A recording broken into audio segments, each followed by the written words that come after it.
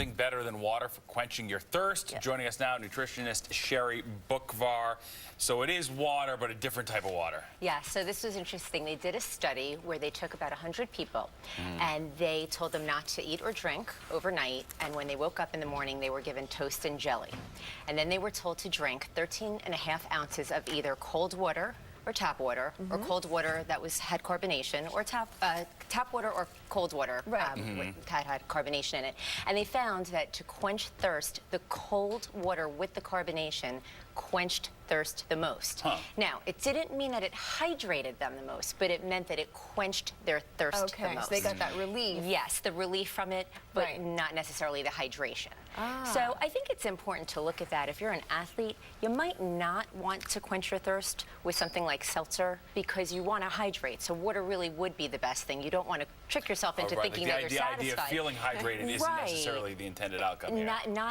It's not a good thing if you're an athlete, but if you're looking to quench your thirst overall, they found that it was most satisfying to have the cold water along with the carbonation and the bubbles. Gotcha. Interesting. Cold soda water. So don't turn your nose up at Brussels sprouts or other harvest vegetables. Experts say they're loaded with nutrients, and this is the time of year when they're the freshest. I think Brussels sprouts have been big for years now, you know, in restaurants. Right. Absolutely, absolutely. And this time of year is a wonderful time of year to have your vegetables and get your nutrients from fiber and antioxidants. And the fall vegetables are very rich in beta-carotene and potassium.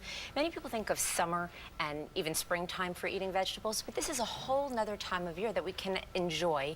And you think of those colors, different colors are giving you those different nutrients.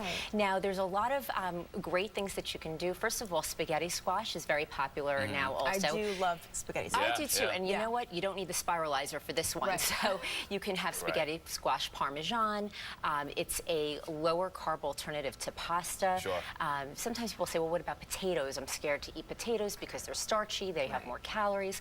But in truth, if you look at the size of a potato, if you're eating a large one, it's equal to 2 to 3 portions. But if you scoop out the middle of the potato and leave the skin, and about 1/4 to 1/2 inch of potato near the skin, you're getting the fiber from the skin, and a lot of the nutrition is near there. Yeah, you can put more butter in it if you get all that room. You know how I like it is with a little bit of mustard, like a potato knish. It's actually a little salt and pepper and some Dijon mustard. That's a great idea, right? That is a pretty good substitution.